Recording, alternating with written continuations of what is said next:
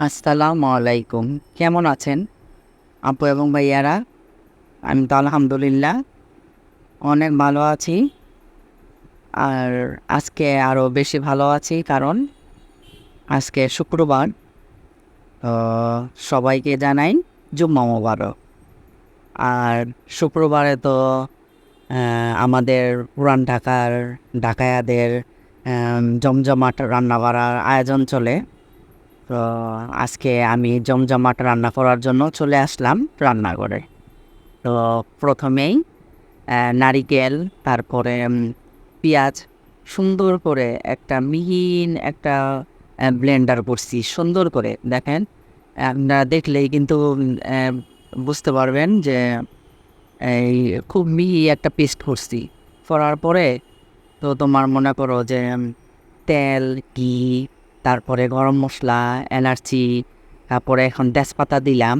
আর তোমার সামান্য একটু হলুদের গুঁড়া দিলাম। আর যে আদা রসুনও দিলাম।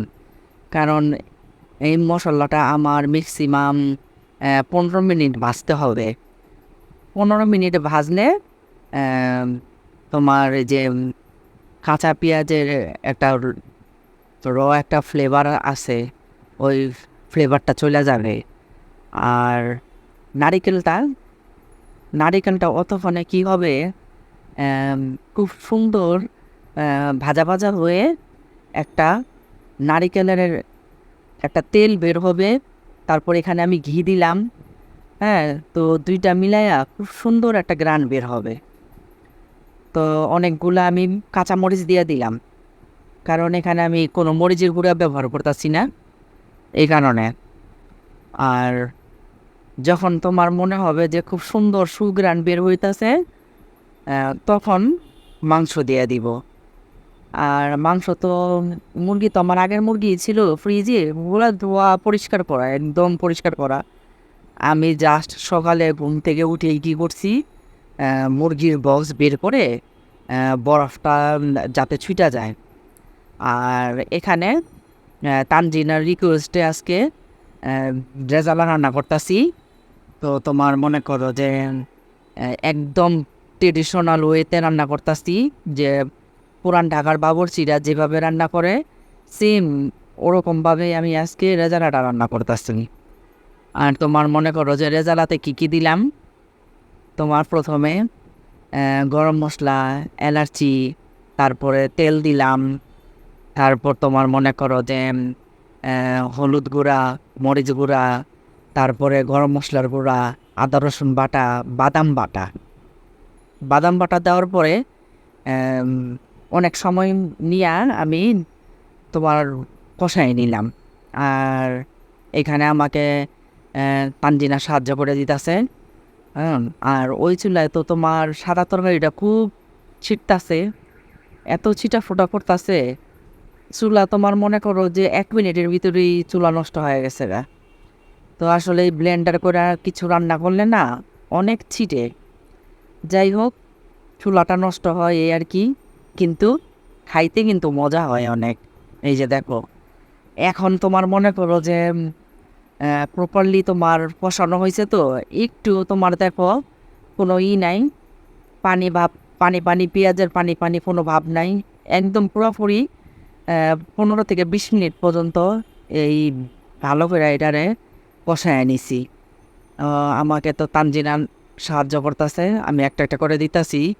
তো আসলে শুক্রবারের রান্না একটু ঝামেলা হয়। তো ওই কারণে তানজিনা এসে আমাকে একটু নাড়াচাড়া করে দেয়। তো নাড়াচাড়া করে দিলে আবার বলে যে আমি নাড়াচাড়া করতে দেখে মজা হয়েছে জানো, তুমি নাড়াচাড়া করলে মজা হইতো না, এরকম আমার সাথে দুষ্টামি করতেছে। যাই হোক, আর আমি এখানে কি করলাম, তানজিনা তো নাড়াচাড়া করতেছে, একটু দুধ গোলায় নিলাম। এই নারিকেলের এটার মধ্যে একটু দুধ দিয়ে দিলাম, ঘন করে অল্প করে একটু দুধ গলায় দিলাম। তারপর তোমার আমি আমার পরিমাণ মতন পানি দিয়ে দিব, যতটুকু দরকার। আর এখানে দেখো আবারও গোলাবো, কারণ ওই যে এই ইটা আছে না, রেজালাটার জন্য আমি আবার আরেকটু দুধ গোলায় নিতেছি। আর এখানে জাফরান দিয়ে দিব। তোমার মনে করো যে আমি রেজালাতে টক দইও দিছি। আহ, টক দইটা আসলে স্কিপ হয়ে গেছে গা, তোমাদেরকে দেখাইতে পারি নাই। আর এই যে তোমাদেরকে দেখো দেখো দেখাইতাছি এই যে জাফরান আমি একসাথে অনেকগুলা জাফরান কিনা রাখি। তো এই জাফরানটা আমার মনে হয় আর না হইলো 5 মাস আগের হবে। জাফরানটা 5-6 মাস আগের হবে। তো জাফরান তো বেশি লাগে না, হ্যাঁ অল্প করে দিলেই হয়ে যায়। এখানে জাফরান আর তোমার দুধ একসাথে গোলায়া এখানেও দুধ দিলাম, এখানেও দুধ দিলাম। তো তোমার মনে করো যে শুক্রবারে রান্না করা বলে কথা, তো আসলে দুধ ঘি এগুলা দিলেই তোমার শুক্রবারের রান্নাগুলা খুব জমজমাট ট্রেডিশনাল হয়ে যায়। আর খাইতেও কিন্তু একদম কি বলবো লোভনীয় তোনোটা রেসিপি। আর এখন কি করলাম, জিরার গুঁড়া দিলাম, তারপর কিশমিশ দিলাম, তারপর আলু বখরা দিলাম। তো আজকেই শেষ, আলু বখরা আর নাই, 4টা আলু বখরা ছিল এখানে দিয়ে দিলাম। আর এই যে পানি দেখতেছ না, এই পানিতেই তোমার সিদ্ধ হয়ে যাবে মাংসটা। আর এখানে কি করলাম, ঘি দিয়ে দিলাম। ঘিটা দিলে কিন্তু রেজালাটা খুব সুন্দর একটা গ্রান্ড আসে। অবশ্যই ঘি দেওয়ার চেষ্টা করবা তোমাদের যদি ঘরে ঘি থাকে। ঘি দিলে রেজালাটা তোমার বাবুর্চিদের মতনই হয়। হ্যাঁ, তারপর আমি সাদা তরকারি হয়ে গেছে, মাংস ওই চুলে শিফট করে দিছি। গরুর মাংসটা খাওয়ার আগ পর্যন্ত একটা টিন দিয়ে একদম কম আঁচে আমি বসায় রাখবো। আর এই চুলায় কী করলাম, তেল দিলাম, ঘি দিলাম, পেঁয়াজ, তারপর গরম মশলা, তেজপাতা যা যা দেওয়ার পোলাও রান্না করার দিলাম। তানজিলা কিন্তু আমাকে নাড়াচাড়া করে দিতেছে, ওরও কাজ করতেছে। ও কাজ করার ফাঁকে ফাঁকে আমাকে আবার আইসা আইসা একটু নাড়াচাড়া করে দিতেছে। তো আমি আবার এই পাশে আবার মশলাপাতিগুলা দিয়ে দিতেছি। দুজন মিলাই আজকে আমরা রান্না করলাম। তো তোমরা কমেন্ট করে জানাবা। আজকে মা মেয়ে দুইজন মিলে রান্না করলাম। আর সবচেয়ে বড় কথা হইতাছে তোমাদেরকে খাওয়াইতে পারলে বেশি ভালো হইতো, যে মা মেয়ে আজকে আমরা কেমন রান্না করলাম, তাই না? দেখলে তো বোঝাই যায় যে লোভনীয় হয়েছে, কিন্তু খাওয়াইতে পারলে আরও ভালো লাগতো। আচ্ছা ঠিক আছে, তো তোমরা আমাকে সাপোর্ট করতে থাকো। একদিন তোমাদের অবশ্যই খাওয়াবো, ইনশাল্লাহ খাওয়াবো, ঠিক আছে? আসলে খাবার নিয়তটা রাখি। যাই হোক, আল্লাহ রিজিকে যদি লেখা রাখে অবশ্যই খাওয়াবো। তারপর দেখো হয়ে গেল গরম গরম পোলাও আর নারিকেলের তরকারি, মুরগির মাংস দিয়ে। আর হয়ে গেল গরুর মাংস রেজালা, ঠিক আছে? আর তানজিনা তো 7 আপ ক্লেমন, এটা ক্লেমন ঢালতাছে। তো বরাবর তানজিনা এই কাজটা সবসময় করে। আর তোমার মনে করো যে বয়স তো পরে দিতাছি, রেজালাটা এত মজা হয়েছে কি বলবো। আর তোমার মনে করো যে বাবুর্চিদের চেয়েও মজা হয়েছে, এত মজা হয়েছে বেশি খাইতে পারতাছি না এত মজার কারণে।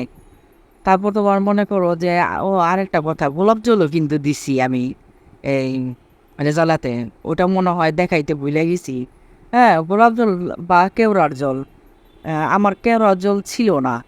তো ওই কারণে আমি এই সাদা তরকারি তো অল্প সামান্য গোলাপ জল দিছি। আর রেজালা তো সামান্য একটু গোলাপ জল দিছি, সামান্য দিছি। এর জন্যই যদি কেওড়া জল থাকতো তাহলে একটু মোটামুটি একটু ভালোই দিতাম।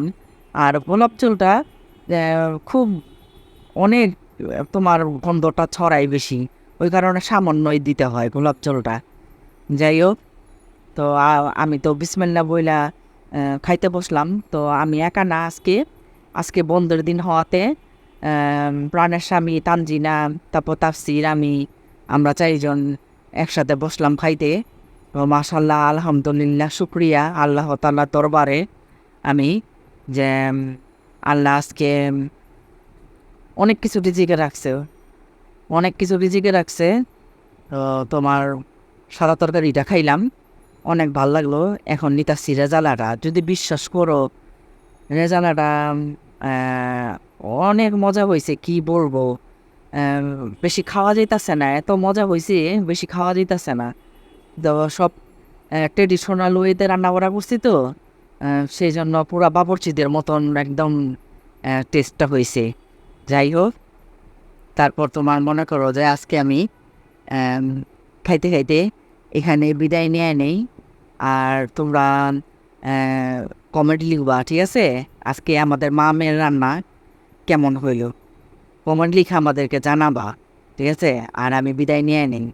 আল্লাহ হাফিজ, ভালো থাকো, সুস্থ থাকো, কেমন?